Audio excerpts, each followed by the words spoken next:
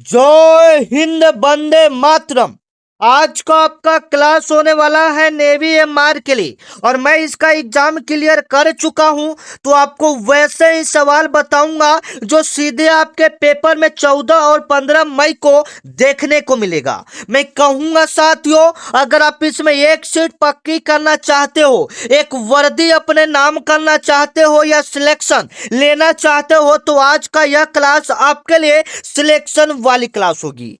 आज के इस वीडियो में आपको वैसे सवाल करवाए जाएंगे जो सीधे आपके नेवी एमआर में 14 और 15 मई के पेपर में देखने को मिलेगा।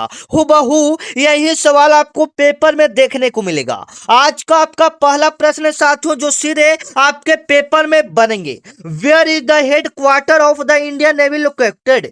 भारतीय नौसेना का मुख्यालय कहाँ स्थित है? आप बिल्कुल सही करोगे। आपके पेपर में यह सवाल 14 और 15 मई के पेपर में देखने को मिलेगा। भारतीय नौसेना का मुख्यालय आपका नई दिल्ली है, आप याद रखोगे। सी ऑप्शन बिल्कुल टिक करोगे। आपके पेपर में बनेगा नौसेना दिवस कब मनाते हैं? बिल्कुल सही करोगे। आपको कई बार बता चुके हैं 4 दिसंबर को आपका नौसेना दिवस मनाया जाता है। या पूछेगा आपका अगला नंबर सवाल पूछ सकता है नौसेना का आदर्श वाक्य। ये सारे आपके पेपर में आने वाले सवाल आपको बता रहे हैं। भारतीय नौसेना का आदर्श वाक्य क्या है? आप याद रखोगे सब नो वरुणा। स नो वरुणा नौसेना का आदर्श वाक्य। स नो वरुणा आप याद रखोगे। इसका मतलब होता है कि जल का देवता हमारे लिए शुभ होते हैं। भारतीय नौसेना का आदर्श वाक्य स नो वरुणा, इसका मतलब होता है कि जल के देवता हमारे लिए शुभ होता है। और पूछेगा कि भारतीय नौसेना में सबसे ऊंचा पद कौन सा होता है? आपके पेपर में सवाल बना हुआ है साथियों, भारतीय नौसेना का सबसे ऊंचा पद कौन सा होता है? आप लोग बिल्कुल सही करोगे। तो एडमिरल होता है। भारतीय नौसेना का सबसे ऊंचा पद कौन सा होता है? एडमिरल। जैसे में ये आप लोगों के एग्जाम से संबंधित है, तो आपके पेपर में सवाल यहां से 1-2 प्रश्न देखने को मिलेगा। यह पूछा जाता है father of navy. Father of navy किन्हें कहा जाता है? आप लोग बिल्कुल सही करोगे। छत्रपति जी शिवाजी महाराज को फादर ऑफ नेवी कहा जाता है। भारतीय नौसेना का जनक कहा जाता है। आपके पेपर में सवाल बनेगा भारतीय नौसेना का जनक किन्हें कहा जाता है? छत्रपति जी शिवाजी महाराज को नौसेना का जनक कहा जाता है। आप याद रखोगे, आपके पेपर में सवाल बनेगा। और यहां से यह भी सवाल बनता है साथियों, भारतीय नौसेना के जो कमान है उसको 3 क्षेत्रों में बांटा गया है, एक पूर्वी, एक पश्चिमी, एक दक्षिणी। आप याद रखोगे, आपके पेपर में सवाल बनेगा। ठीक है ना। चलिए आपका अगला नंबर सवाल बनाते हैं कि भारत का प्रथम स्वदेशी विमान वाहक पोत कौन था? आपका भारत का पहला अपना विमान वाहक पोत कौन था? तो उसका नाम था आईएनएस, याद रखोगे, उसका नाम था आईएनएस विक्रांत। आईएनएस विक्रांत आप याद रखोगे। आपके पेपर में पूछा जाने वाला सवाल है साथियों। चलिए आपका अगला नंबर सवाल को चलते हैं जो आपके पेपर में बनेंगे। अगला नंबर सवाल को आप देख सकते हैं साथियों, एकदम इंपॉर्टेंट है जो कि आपके पेपर में बनेंगे। मैं तो कहूंगा आप इस वीडियो को पूरा कवर करना, क्योंकि यहां से प्रश्न आपके पेपर में बनेंगे। अगला नंबर सवाल है साथियों, देखिएगा चिल्का झील जो नौसेना प्रशिक्षण का एक प्रमुख केंद्र है। जैसे में जब आप ट्रेनिंग करने जाओगे तो आप चिल्का ही जाओगे। कहां पर जाओगे? चिल्का। चिल्का तो जो नौसैनिक प्रशिक्षण का एक प्रमुख केंद्र है, यह किस राज्य में स्थित है? आपके पेपर में सवाल बनेगा साथियों। तो मैं आपको पहले बता दूं, चिल्का झील भारत की सबसे बड़ी खारे पानी का झील है। भारत की सबसे बड़ी खारे पानी का झील कौन सा है? ओडिशा झील है। और यहाँ पर नौसेना का प्रशिक्षण भी होता है, ट्रेनिंग भी होता है। आप याद रखोगे, जब आप लोग ट्रेनिंग करने जाओगे तो यहीं पर आपको जाना पड़ेगा। यह किस राज्य में स्थित है? आप लोग बिल्कुल सही करोगे। ओडिशा ऑप्शन बी को क्या करोगे? टिक करोगे। इसमें हम लोग जीके और साइंस के प्रश्नों को कवर करेंगे, तो सारा जवाब आपका कमेंट में आना चाहिए। मान लीजिए कि आज आपका एक मॉक टेस्ट के रूप में हो रहा है। चलिए आपका अगला नंबर सवाल है साथियों जो आपके पेपर में बनेगा, in which field is the Arjun award given? Arjun पुरस्कार किस क्षेत्र में दिया जाता है साथियों? आप लोग टिक करोगे। अर्जुन पुरस्कार किस क्षेत्र में दिया जाता है? आप याद रखोगे, जो कि सीधे आपके पेपर में बनेगा। तो जो अर्जुन पुरस्कार है वह स्पोर्ट में दिया जाता है। ऑप्शन सी को टिक करोगे। स्पोर्ट क्षेत्र यानी खेल क्षेत्र में अर्जुन पुरस्कार दिया जाता है। आप याद रखोगे, आपके पेपर में पूछा जाने वाला सवाल है और आप लोग भी जवाब देते चलोगे। और अर्जुन पुरस्कार कब से शुरू हुआ था? 1961 से। यह वाला प्रश्न मैं आपको दो तीन प्रैक्टिस सेट में बता दिया हूं साथियों, तो आप इसको अच्छे से कवर करोगे क्योंकि ये पेपर में आने वाला सवाल है। कोई बच्चे बता सकते हैं भारत का सर्वोच्च नागरिक सम्मान कौन सा है? आपका जवाब आना चाहिए भारत रत्न। भारत का सर्वोच्च नागरिक सम्मान कौन सा है? भारत रत्न, जिसका शुरुआत 1954 में हुआ था। जिसका शुरुआत कब हुआ था साथियों? 1954 में हुआ था। आपके पेपर में सवाल यहां से बनता है कि मरने के बाद भारत रत्न किन व्यक्ति को मिला था? तो आप याद रखोगे लाल बहादुर शास्त्री को। ठीक है, चलो आपका अगला नंबर सवाल है साथियों, देखना आपके पेपर में सवाल बनेंगे। आपका अगला नंबर सवाल देखिएगा, एकदम इंपॉर्टेंट है, नेवी एमआर से संबंधित है। आपके पेपर में 14 और 15 मई को देखने को मिलेगा। मैं आपको पहले बता दूं, आपके एग्जाम में जिनको नहीं पता 50 क्वेश्चन पूछा जाता है। ठीक है, ओनली आपको 30 मिनट का टाइम दिया जाएगा, वो भी कंप्यूटर बेस आपका एग्जाम होता है। ठीक है ना, कंप्यूटर बेस एग्जाम होता है। जिन बच्चों को कंप्यूटर चलाने आता है बहुत ही अच्छी बात है, जिनको नहीं आता है उनका वहां पर बहुत ही हेल्प किया जाता है। ठीक है ना, मैं पहली बार एग्जाम देने गया था तो मुझे भी कंप्यूटर नहीं चलाने आता था। ठीक है, तो मुझे वहां बहुत ही हेल्प मिला था, वो सारा जानकारी आपको दे देंगे। कोई भी चीज आपको वहां 1% भी टेंशन नहीं लेना है, एकदम आपके पास आकर खड़ा रहेगा। उस दम एकदम क्या बोलते हैं, आपको सारा जानकारी वहां पर दे देगा कि ऐसे ऐसे आपको करना है, माउस ऐसे आपको चलाना है, सारा जानकारी वहां आपको दे देगा। ठीक है ना, चलिए आपका अगला नंबर सवाल है, भारत की प्रथम परमाणु पनडुब्बी का नाम क्या है? आपके पेपर के लिए बहुत जरूरी सवाल है साथियों, आपका जवाब आना चाहिए। आप कम से कम जीके का पहले तो हम 25 क्वेश्चन करवाएंगे, तो 25 में जिन बच्चों का टारगेट हम 22 प्लस लेकर चलते हैं, क्योंकि ये पेपर वाला प्रश्न है, तो जो बच्चे 22 प्लस प्रश्न को सही कर देगा मानो उनका सिलेक्शन यहां पर पक्का है। तो जवाब दीजिएगा आपका कितना प्रश्न सही होता है। तो भारत का प्रथम परमाणु पनडुब्बी का नाम क्या था साथियों? आपका जवाब आना चाहिए आईएनएस चक्र था उसका। क्या था? भारत का पहला परमाणु पनडुब्बी का नाम क्या था? आईएनएस चक्र। आप याद रखोगे, ये ऑप्शन आपका क्या होगा? बिल्कुल यहां पर करेक्ट होगा। और इसे किसे मतलब इसे किस देश से खरीदा गया था? आप बिल्कुल सही करोगे, रूस देश से खरीदा गया था, आप याद रखोगे।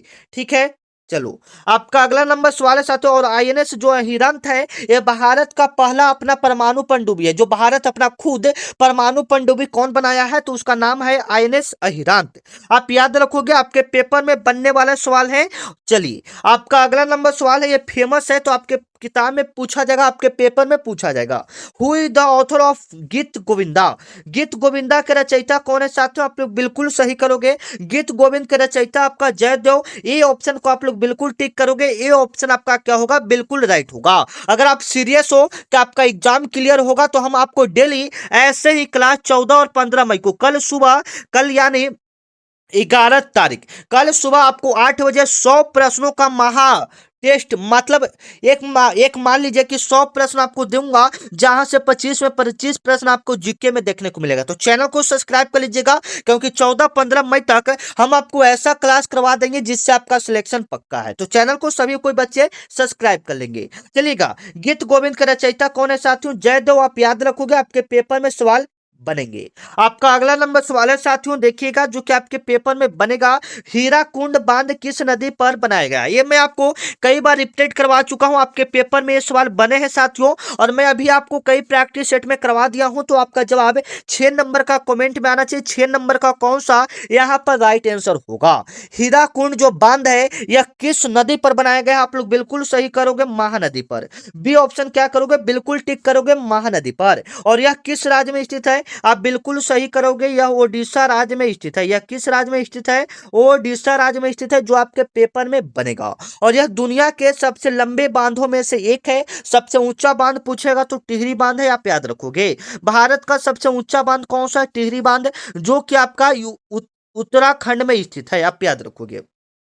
अगला नंबर सवाल पूछेगा, गंगा नदी। तो गंगा नदी का लंबाई भारत में 2525 किलोमीटर है, यह भारत की सबसे लंबी नदी है। यह उत्तराखंड के गंगोत्री हिमनद से निकलता है, आप याद रखोगे, आपके पेपर में सवाल बनेंगे। आपका अगला नंबर सवाल को देखते हैं साथियों, जो कि आपको भी हम ये भी आपको कई बार बता चुके हैं, और ये आपका हर एक प्रैक्टिस सेट में देखने को मिल रहा है, एकदम इंपॉर्टेंट है। आप इसको स्टार मार्क कर लोगे, सिलेक्टेड प्रश्न है। पानीपत की तीसरी लड़ाई किस वर्ष हुई थी? पानीपत का तीसरी लड़ाई किस वर्ष हुआ था? आप लोग बिल्कुल सही करोगे, 1761 ईस्वी में। पानीपत का तीसरी लड़ाई कब हुआ था? 1761 में। सी ऑप्शन आपका क्या होगा? बिल्कुल राइट होगा। किसके किसके बीच हुआ था? तो मराठा और अब अहमद शाह अब्दाली के बीच हुआ था, आप याद रखोगे। किसके बीच हुआ था? मराठा और अहमद शाह अब्दाली के बीच हुआ था, आप याद रखोगे। पानीपत का प्रथम युद्ध 1526 में अकबर और किसके बीच हुआ था, बताइए तो आप लोग कमेंट में। चलिए, और दूसरा युद्ध 1556 में हुआ था, आप याद रखोगे। पहला 1526, तीसरा 1761। जो आपके एग्जाम में सवाल बनता है पहला और तीसरा से ज्यादा बनता है तो आप याद रखोगे। आपका जवाब कमेंट में आना चाहिए साथियों, और एक बार सभी बच्चे का नारा कमेंट में आना चाहिए, इस बार वर्दी हमारा होगा, इस बार वर्दी हमारा होगा, सभी बच्चे का कमेंट आना चाहिए।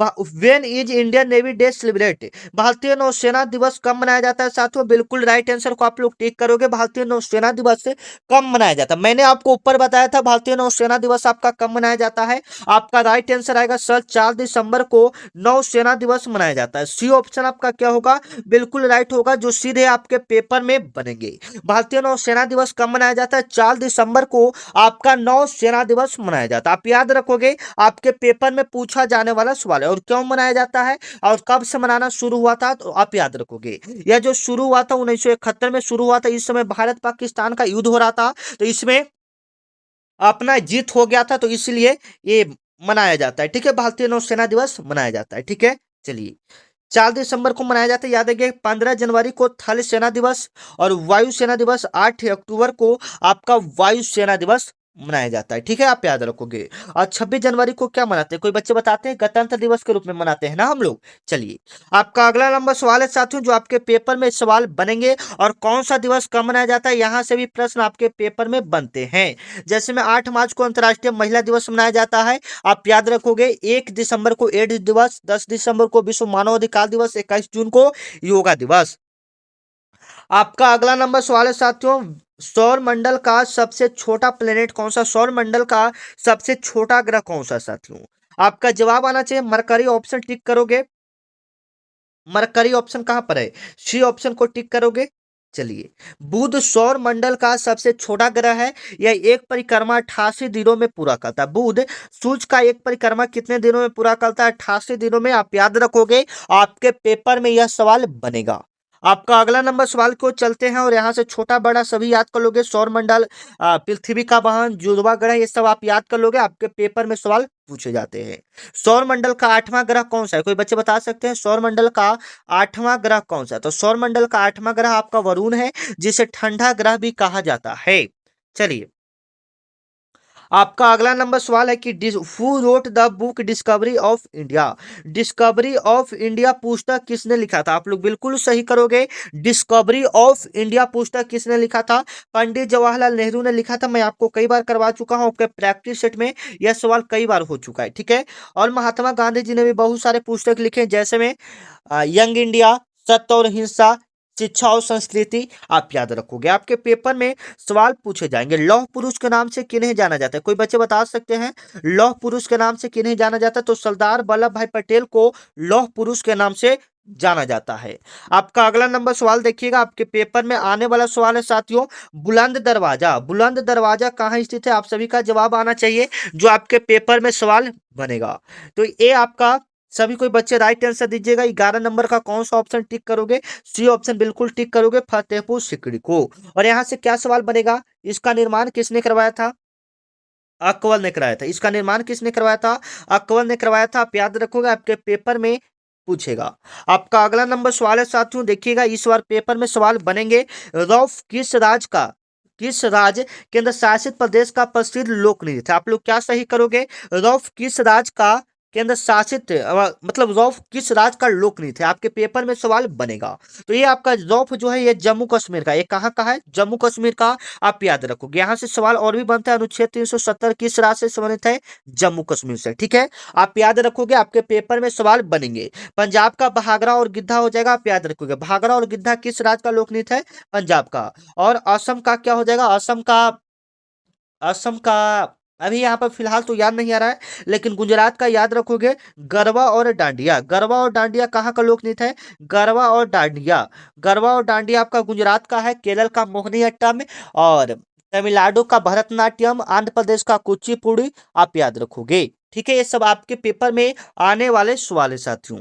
आपका अगला नंबर सवाल को चलते हैं, देखिएगा, आपका जवाब आना चाहिए कमेंट में कि राज्यसभा का जो सदस्य होता है उसका कार्यकाल कितने वर्षों का होता है। कई बार बता चुके हैं। आपका जवाब कमेंट में आना चाहिए। क्या टिक करोगे? 13 नंबर ऑप्शन का बिल्कुल सी ऑप्शन को टिक करोगे, 6 वर्ष। और यह जो चैनल है साथियों आपके बड़े भैया के रूप में है, जो डेली आपको नेवी एमआर का क्लास करवाएगा 14-15 मई तक, जब तक आपका एग्जाम नहीं होगा। डेली हम आपको ऐसा क्लास करवाएंगे जिससे आपका सिलेक्शन पक्का है। ठीक है, तो चैनल को आप सभी सब्सक्राइब कर लीजिएगा अपना बड़े भैया मानकर। और यहाँ पर सीआरपीएफ का भी वैकेंसी आया है और आर्मी का भी एग्जाम होने वाला है, तो सारा क्लास यहाँ पर चलते रहेगा। ठीक है ना। चलिए, राज्यसभा के सदस्यों का कार्यकाल कितने वर्षों का होता है? 6 वर्षों का। आप बिल्कुल सही करोगे। और जो लोकसभा का सदस्य रहेगा उसका कार्यकाल कितने वर्षों का होगा? 5 वर्षों का। अगर पेपर में पूछेगा कि अगर राज्यपाल या राष्ट्रपति बनना है तो उसका उम्र कितना वर्ष होना चाहिए? आप बिल्कुल सही करोगे, 35 वर्ष उसका उम्र होना चाहिए। जब राज्यपाल या राष्ट्रपति आपको बनना है तो उम्र कितना होना चाहिए? 35 वर्ष। आपका अगला नंबर सवाल है साथियों, कथकली किस राज्य का शास्त्रीय नृत्य है?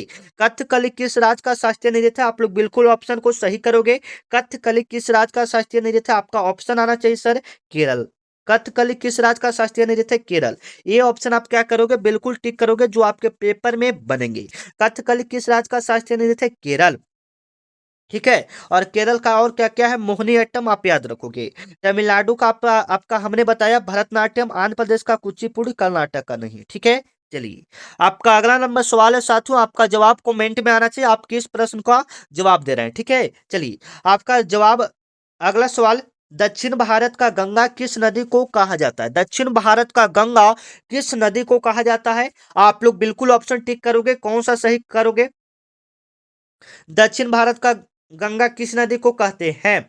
दक्षिण भारत का गंगा किस नदी को कहते हैं? तो यहाँ पर देखिए, दो ऑप्शन आपका, कावेरी नदी को भी कभी कभी कहते हैं और गोदावरी नदी को भी दक्षिण भारत का गंगा कहते हैं। तो यहाँ पर कौन सा सवाल सही होगा? तो लंबाई के मामले में वृद्ध गंगा या दक्षिण गंगा हम लोग गोदावरी को कहते हैं। दक्षिण भारत का गंगा किस नदी को कहते हैं? गोदावरी को ज्यादातर कहते हैं, लेकिन पवित्रता के कारण पवित्रता के कारण कावेरी नदी को भी दक्षिण भारत का गंगा। तो यहाँ कौन सा सही करेंगे? यहाँ पर आपको उतना टेंशन नहीं लेना है, आप गोदावरी ऑप्शन को सही करोगे। सी ऑप्शन आपका क्या होगा? बिल्कुल राइट होगा।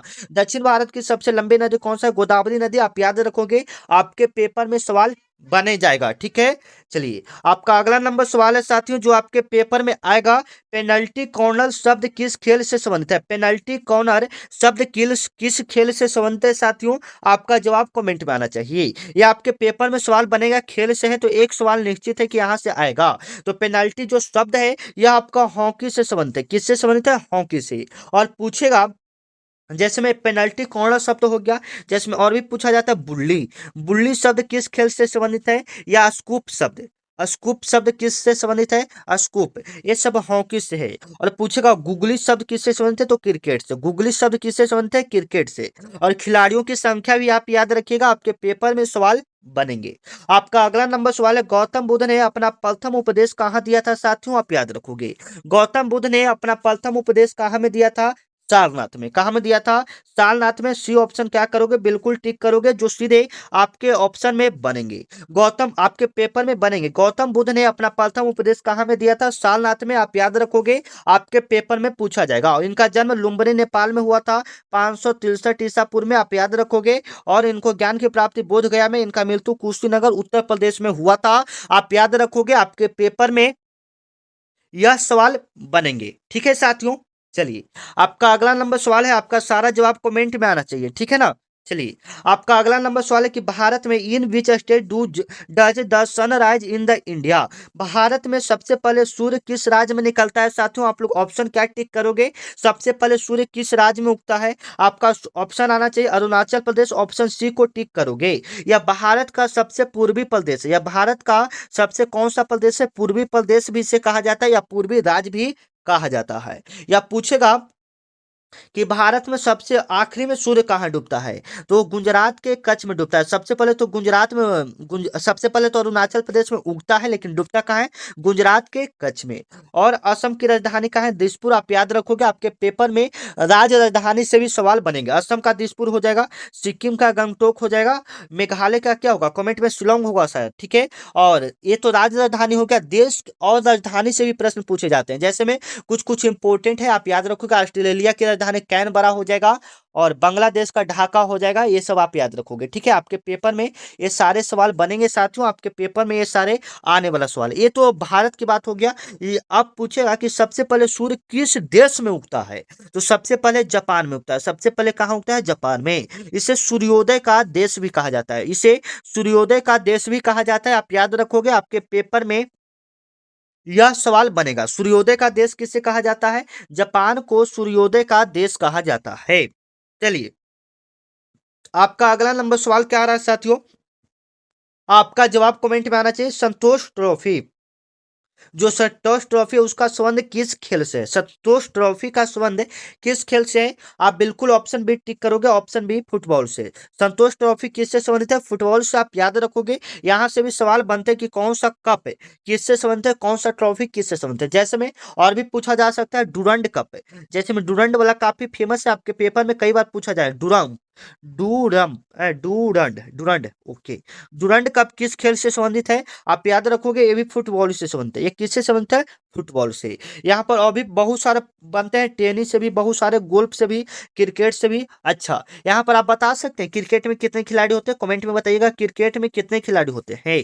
Cricket, hockey, football. Cricket, hockey, football में टोटल 11 खिलाड़ी होते हैं, आप याद रखोगे। इसका याद करने का ट्रिक है HCF। HCF, एच मतलब हॉकी, सी मतलब क्रिकेट, एफ मतलब फुटबॉल। ये तीनों में कितने खिलाड़ी होते हैं? 11 खिलाड़ी। आप याद रखोगे, आपके पेपर में सवाल बनेंगे। चलो, आपका अगला नंबर सवाल है साथियों, ऑपरेशन ट्राइडेंट। ऑपरेशन ट्राइडेंट का संबंध किससे साथियों? आप लोग ऑप्शन टिक करोगे। ऑपरेशन ट्राइडेंट का संबंध किससे? ऑपरेशन ट्राइडेंट का संबंध किससे साथियों? आपका जवाब कमेंट में आना चाहिए। ऑपरेशन ट्राइडेंट का संबंध किससे है?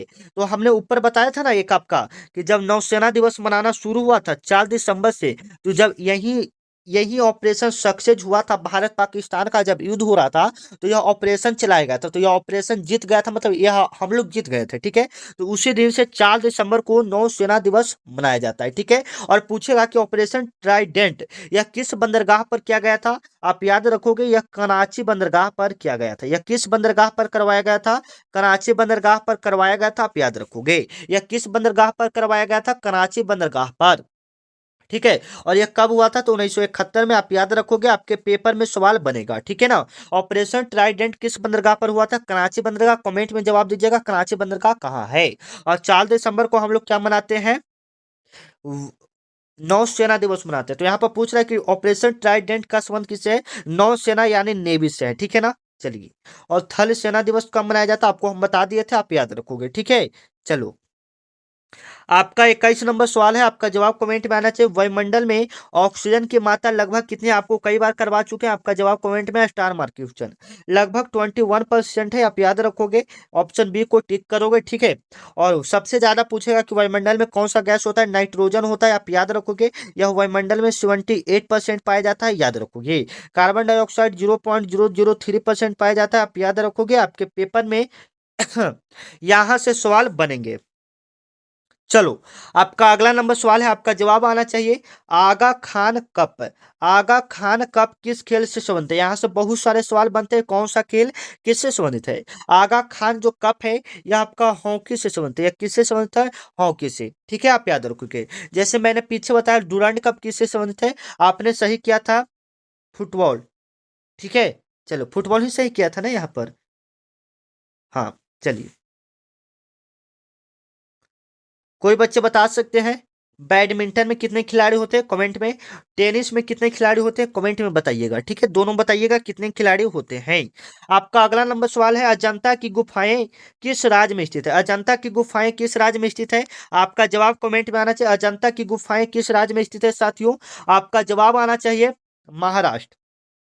कहाँ में है? महाराष्ट्र में। सी ऑप्शन आपका क्या होगा? बिल्कुल राइट हो जाएगा, जो सीधे आपके पेपर में पूछा जाएगा, ठीक है। चलो, आपका अगला नंबर सवाल है, 24 नंबर आपका सवाल है, आपका जवाब कमेंट में आना चाहिए। भारतीय संविधान का जनक किसे कहा जाता है? भारतीय संविधान का जनक किन्हें कहा जाता है? Father of constitution, father of the Indian constitution. भारतीय संविधान का जनक doctor B. R. Ambedkar, doctor Bhimrao Ambedkar को कहा जाता है। पूछेगा कि भारतीय संविधान का स्थायी अध्यक्ष कौन था? डॉक्टर राजेंद्र प्रसाद, आप याद रखोगे। संविधान को लिखने में 2 साल 11 माह 18 दिन का समय लगा था, आप याद रखोगे। आपके पेपर में सवाल बनेंगे। और पूछा जाता है संविधान दिवस कब मनाया जाता है? 26 नवंबर। 26 नवंबर को संविधान दिवस मनाया जाता है, आप याद रखोगे। संविधान को बनाने में जो टोटल खर्च आया था 64 लाख आया था। संविधान में कुल कितने अनुच्छेद है? 395 अनुच्छेद है, आप याद रखोगे। आपके पेपर में सवाल बनेंगे, ठीक है। संविधान में कुल कितने अनुच्छेद है? 395 अनुच्छेद है, आपके पेपर में सवाल बनेंगे, आप याद रखोगे। चलो, आपका अगला नंबर सवाल है साथियों, वर्तमान में भारतीय नौसेना के प्रमुख कौन है साथियों? आप लोग बिल्कुल सही करोगे, एडमिरल एडमिरल दिनेश त्रिपाठी। किधर है ऑप्शन? डी ऑप्शन को क्या करोगे? टिक करोगे, एडमिरल दिनेश त्रिपाठी। और इन्होंने जो पदभार का ग्रहण किया था वो क्या था? 2024 में। और ये सब चेंज होने वाले हैं, 31 मई को चेंज हो जाएंगे, आप याद रखो। लेकिन आपके एग्जाम तो क्लियर हो जाएगा 14-15 को, तो ये तो देगा नहीं, इतना आप याद रखो, ठीक है ना। क्योंकि पेपर तो अब आप लोग का वहां पर तैयार हो चुका होगा हमारे हिसाब से, ठीक है। चलो, अब हम लोग साइंस का भी 10-15 प्रश्न को कवर कर लेते हैं। यहाँ पर 10वीं प्रश्न है, तो साइंस, अच्छा, यहाँ पर सबसे पहले तो आप जवाब दीजिए। तो 25 प्रश्न में से कितना प्रश्न सही हुआ कमेंट में बताएंगे ईमानदारी पूर्वक। हमने 22 का टारगेट लिया था, जिनका 22+ प्रश्न सही है, यकीनन मानो उनका यहाँ पर सिलेक्शन पक्का है। चलो, तो यहाँ पर साइंस के भी 10 प्रश्न को हम लोग देख लेते हैं, जवाब आना चाहिए आप लोग का। बिल्कुल simple question, what is the SI unit of work? कार्य का एसआई मात्रक क्या है?